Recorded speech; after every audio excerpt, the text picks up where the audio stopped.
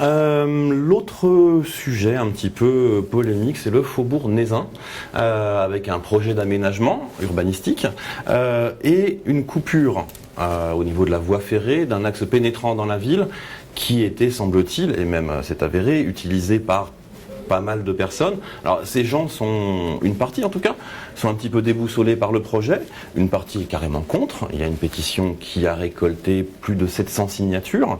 Est-ce que tout est acheté dans leurs remarques? Alors, d'abord, moi ce que je voudrais, c'est refaire un peu l'historique du faubourg Nézin quand même, parce que ça peut être utile. Parce que je crois que c'est même très utile. Parce que nous sommes sur une j'ai envie de dire honnêtement, une queue de dossier qui a démarré en 2004. Alors, ce dossier, il est ambigu, et c'est aussi là que peut-être nous n'avons pas fait tout ce qu'il fallait pour le clarifier. Là-dessus, moi, je prends notre part avec les services de responsabilité. C'est pour ça que je vais refaire l'histoire. Allons-y. Ce dossier est parti en 2004. Il est parti de l'aménagement urbanistique du secteur de Mérande. Donc, nos prédécesseurs ont construit un dossier avec, il y a eu des enquêtes publiques au travers du PLU, au travers des dossiers, etc. Avec le fait de faire là. Moi, je vous dis franchement, je ne l'aurais pas fait comme ça. Hein. Et là, je suis bien obligé d'assumer ce que mes prédécesseurs ont fait avec Michel Dantin, mais difficilement faire autrement. Bon, donc, c'était la salle polyvalente de Mérande, le système, si vous voulez, avec le rond-point. Il était prévu de faire un peu d'espace vert derrière, la salle de Mérande. Tout ce secteur-là n'est pas complètement terminé, on est en train de le terminer, mais je veux dire, ça c'est des aménagements marginaux, on va faire un verger public, enfin, etc. Il y a la voirie, le rond-point, et de l'autre côté, nos prédécesseurs avaient prévu d'y faire du logement. Bon, moi, là où j'aurais fait différemment, c'est que j'aurais mis le logement au soleil à la place de la salle polyvalente, et la salle polyvalente un peu dans le creux, au bord de la voie ferrée. Donc tac, c'est comme ça, c'est comme ça. Moi, je ne peux pas changer aujourd'hui. Et Michel Dantin non plus. Donc, on prend le dossier tel qu'il est. Donc, dans ce système d'urbanisme tel qu'il avait été aménagé, sur les logements... Vous ne pouvez vraiment pas changer aujourd'hui? Comment voulez-vous changer? On ne va pas démonter la salle polyvalente. Oui, non, d'accord, ok. Bon, et ben voilà, donc mais c'est pas possible. En tout cas, sur la destination de l'îlot... Non, mais c'est pas possible. D'accord. Il faut bien faire les logements qui étaient prévus, d'autant que ces logements, la ville a vendu le terrain à des privés. Ah oui, d'accord. Dans ce cas-là, c'est fait, effectivement. Bah oui, il y a à la fois, il y a deux privés qui sont, je veux dire, sur ce tènement immobilier, et qui sont deux privés, plus la SAIEM. La SAIEM étant censée faire des logements sociaux. Donc c'est en route. Donc, c'est ça, tout ça. Je veux dire, maintenant, il y a des droits acquis, il y a même des permis de construire de délivrer, il y a eu des enquêtes publiques, etc. Donc, quand ils font ce projet n'est concevable que quand on ferme le passage à niveau, en cohérence avec la SNCF qui répète depuis des lustres que ce passage à niveau est extrêmement dangereux, que les gamins, ils traversent n'importe où, n'importe comment, quand ils reviennent du lycée en haut, enfin du lycée au collège. Donc, j'ai eu un témoignage la semaine dernière, les gamins, ils traversent, et ils traversent devant certains trains, ils ne voient pas les trains qui croisent. Un jour, on aura un gros pépin. Et alors là, dans mes anciennes fonctions, ce passage à niveau 27 est un passage à niveau extrêmement dangereux, qui plus est... Il est classé dans la liste des passages à niveau dangereux, il y a une liste. Oui, mais pas pour les mêmes raisons, par exemple, qu'on a le Vivier du Lac. C'est pas par rapport aux voitures, c'est par rapport aux jeunes et à tous les gens qui traversent à cet endroit-là, et qui ne voient pas toujours les trains qui arrivent, y compris de la gare, parce qu'il y a une courbe. Bon, donc voilà, ce dossier, il est comme ça. Donc, les services le prennent, enquête publique, parce que c'était dans le prolongement, si vous voulez, du dossier, on fait l'enquête publique, sauf que, effectivement, on fait une enquête publique alors que l'enquête de Commodo que l'État doit lancer sur le passage à niveau n'est pas faite. D'où l'erreur, si vous voulez. L'erreur, c'est qu'il fallait faire les deux en même temps, même si ce sont deux procédures qui sont bien détachées. Donc, on a mis un peu le commissaire enquêteur dans une situation un peu ambiguë, sachant que moi, je crois aujourd'hui, je ne sais pas ce que le commissaire enquêteur va dire, mais fort de tout ça, je pense que moi, je suis prête à refaire une enquête publique en même temps que celle de la SNCF, qui nous dit qu'elle va la faire. Normalement, son enquête publique est prévue avant l'été, donc je pense qu'à terme, il faut refaire une enquête publique pour être beaucoup plus clair dans ce dossier et pas donner l'impression qu'on ferme, parce que finalement, dans ce projet d'urbanisme qui a été mis à l'enquête publique, on a l'impression qu'on ferme parce que le passage à niveau va fermer. Non, c'est pas exact. On ferme parce que, je veux dire, c'est la suite. Donc on refait une enquête publique? Enfin, moi, je ne sais pas, mais moi, c'est un peu l'idée que j'ai dans la tête, mais j'attends le rapport du commissaire enquêteur. D'accord, ok. Je ne l'ai pas, je l'attends, dès que je l'aurai. Moi, je pense que dans ce dossier, ce qui serait intelligent de faire, c'est ça. Alors, il y a un autre sujet, et c'est celui-là qui a fait polémique, c'est l'histoire du rétablissement des modes doux. Bon, alors, le rétablissement des modes doux, il y a des escaliers qui montent. Pour le mode à pied, bon, c'est bon. Pour les personnes en situation de handicap ou pour les vélos, il était prévu de faire une grosse dalle sur la voie ferrée. Oui. On avait un peu la manie des dalles sur les voies ferrées ici à Chambéry. Hein, ça ressemble au pont Cassine-Gambetta, un peu petit. Donc, la SNCF n'est pas d'accord, et 2, ça coûte la peau du dos. Excusez-moi, passez-moi l'expression. Donc, nous, on a lâché ça, parce que nos finances sont quand même ce qu'elles sont, tout le monde le sait. Et donc, pour travailler sur 3 scénarios pour rétablir, je veux dire, avec un encorbellement sur le pont des Amours, avec le fait que ça passe à différents endroits. Donc on est en train de travailler au scénario, et je veux dire, ça sera aussi intéressant. C'était l'élargissement du pont des Amours qui tenait la corde, a priori. Je pense qu'il faut comparer les scénarios. Je pense qu'il ne faut pas avoir d'a priori là-dessus. Mais par contre, les modes doux pourront être rétablis. Mais si vous voulez, voilà. Moi, je trouve que ce dossier, qui est mais on a compris maintenant. Même les dossiers qui ont été lancés par nos prédécesseurs, de toute façon, ils tirent dessus quand ça arrive en municipalité. Donc, on a compris qu'il fallait qu'on les boucle bien. Voilà. Justement, vos prédécesseurs encore sur la privatisation, c'est leur terme, du stationnement, une délégation de service public pour 4 parcs, si je ne m'abuse. On va donc confier la gestion à des privés. Ce sont des parcs qui rapportaient, selon leurs chiffres, 1 million, 1,8 million par an à Chambéry. Est-ce que vous bradez les bijoux de famille ? Alors, d'abord, il faudrait rappeler, d'ailleurs, tout le monde le sait, une délégation de service public, c'est pas une privatisation. Quand ils disent ça, c'est des effets de manche. Ils le savent, d'ailleurs, puisque moi, j'en ai discuté avec certains d'entre eux. Expliquons la différence, parce que c'est quand même des termes un peu barbares. Hein, la différence, si vous voulez, est très simple. Quand vous privatisez, ça veut dire que vous privatisez, ça appartient à un privé, n'est-ce pas? Est-ce que le STAC est privé? Non. Eh bien voilà, c'est la même chose que le STAC. C'est la même chose que le palais de justice, c'est-à-dire qu'on délègue à un privé le fait de gérer pour le compte de la collectivité qui garde la propriété, qui garde tout.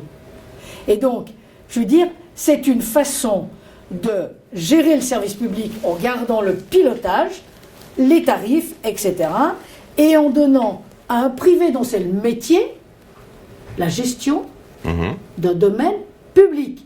Est-ce que nos prédécesseurs ont considéré qu'ils privatisaient quand ils ont fait une délégation de service public sur le palais de justice? Est-ce qu'ils ont considéré qu'ils privatisaient lorsqu'ils ont fait une délégation de service public sur le STAC?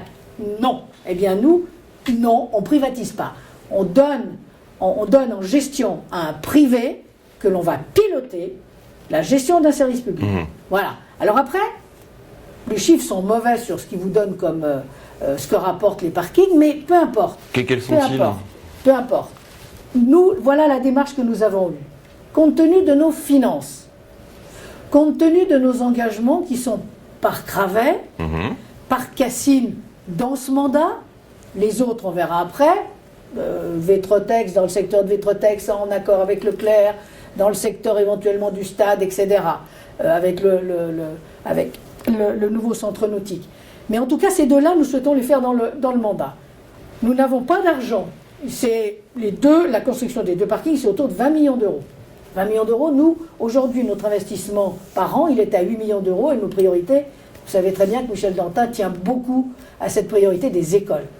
Donc, ça veut dire que nous, on n'est pas en capacité de le faire. Donc, ce que nous disons, avec le plan de circulation, ce qui est important, c'est de gérer l'ensemble des parkings, parce que les parkings sont un élément de circulation. On l'a bien expliqué. Donc, c'est intégré au plan. C'est intégré au plan. Donc ça, c'est le premier élément.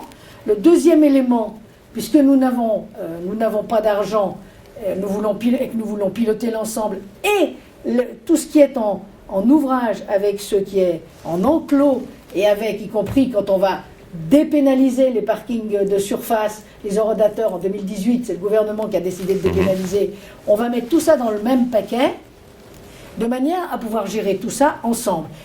Et l'argent que rapportent les parkings aujourd'hui, eh bien, au lieu de nous dépenser 20 millions, c'est le délégataire qui va nous donner un droit d'entrée et qui va payer une redevance. Une grosse redevance qui compensera... C'est la négociation. D'accord. Y compris le droit d'entrée. Nous, on l'évalue à une certaine somme, mais c'est la négociation qui va le déterminer. Hein. Ce qui fait que du coup, on fera des parkings.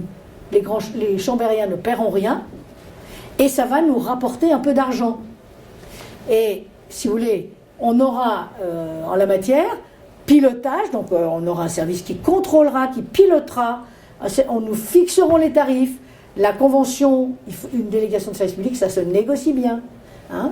Il ne faut pas se laisser entraîner par l'intérêt du privé, il faut surtout se laisser entraîner par l'intérêt de la ville.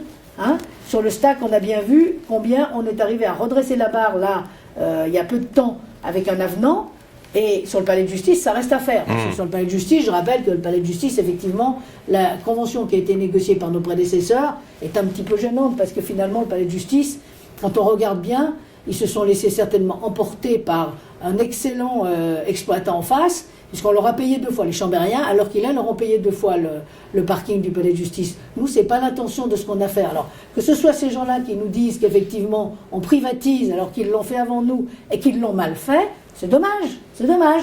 Vous savez, je pense qu'à un moment donné, il faut toujours savoir raison garder. Toujours savoir raison garder. Donc, ça n'est pas une privatisation, c'est quelque chose qui devrait éviter aux Chambériens de sortir de l'argent qu'on n'a pas d'ailleurs pour construire des parkings. Et c'est quelque chose qui va être, faites-moi conscience, serré, parce que de toute façon, moi je connais bien le système pour l'avoir pratiqué des 2 côtés de la barrière, c'est-à-dire à la fois comme exploitant et à la fois comme autorité organisatrice. Donc je suis assez méfiante là-dessus. Et là où je suis d'accord avec certains d'entre eux, c'est qu'une délégation de service public, ce qui est important, c'est la façon dont on leur a négocié. Et je pense qu'ils avaient beaucoup à apprendre là-dessus. Rayon grands investissements et peut-être délégation de services publics. On a beaucoup parlé de télécabines urbaines pour Bellevue. On en est où? Et justement, sur le financement, l'investissement, sera-t-on, selon les dernières tendances, en autofinancement, quand même un montant de 12 millions d'euros, malgré un tiers de financement par l'État, ou en concession, ou là on serait un peu en délégation de services publics, si j'ai bien compris? Alors, d'abord, ce n'est pas des télécabines. Hein. Ce sera quoi? C'est beaucoup plus léger. Ça, je veux dire, c'est quelque chose qui sera... Enfin, l'idée qu'on en a, parce que, attendez, je veux dire, on est aux prémices. Hein. Nous, l'idée, c'est un genre de carrousel débrayable, hein, donc avec des petites cabines, c'est pas des grosses télécabines. Oui. Pour ça, sur 500 mètres, voire un petit peu plus, c'est pas... Ce ne sera pas l'aiguille du Midi. Non, ce sera quand même des cabines, transport par câble. Oui, oui. Ben, transport par câble, si vous voulez, aujourd'hui, c'est ce qui permet d'avoir... je pense que aujourd'hui, si vous voulez, ça permet dans des secteurs qui sont des secteurs soit en pente, soit des secteurs qui permettent, comme à Brest, je veux dire, de traverser des rames. C'est des secteurs, c'est un système qui est un petit peu plébiscité parce que je pense qu'il est propre, rapide, qui transporte pas mal de gens dans de bonnes conditions. Je pense que c'est pas le hasard si en Amérique du Sud, notamment au Brésil, dans les favelas, c'est ce qu'on a fait, quoi. Et pour en avoir discuté avec l'architecte des bâtiments de France, hein, parce que il a quand même, Chambéry est une ville où il y a beaucoup de monuments classés, il y a un joli patrimoine, donc on en a parlé tout de suite avec lui. Bah, il est comme nous, il trouve que c'est vraiment une démarche extrêmement intéressante que d'essayer d'aller vers quelque chose comme ça, parce que sur Bellevue, sinon, il faut quand même éventrer pas mal.